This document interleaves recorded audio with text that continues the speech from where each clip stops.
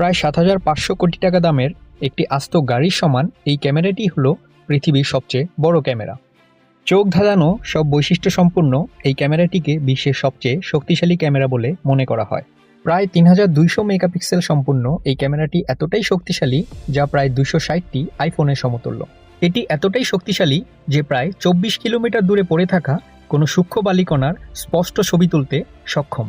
মূলত এটিকে টেলিস্কোপের সাথে যুক্ত করা হবে, যা কিনা আমাদের আকাশগঙ্গার রহস্য উন্মোচনের কাজ করবে, যার নাম লার্জ সিনোটিক সার্ভে টেলিস্কোপ বা LSST ডিজিটাল টেলিস্কোপ।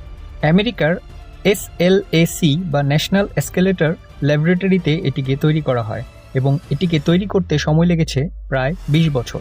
এই টেলিস্কোপের সক্ষমতা নিয়ে অনেক তর্ক বিতর্ক থাকলেও বিজ্ঞানীদের দাবি তারা এই টেলিস্কোপ দিয়ে পৃথিবী থেকে চাঁদে পড়ে থাকা যে কোনো সূক্ষ্ম বস্তুর স্পষ্ট ছবি তুলতে সক্ষম।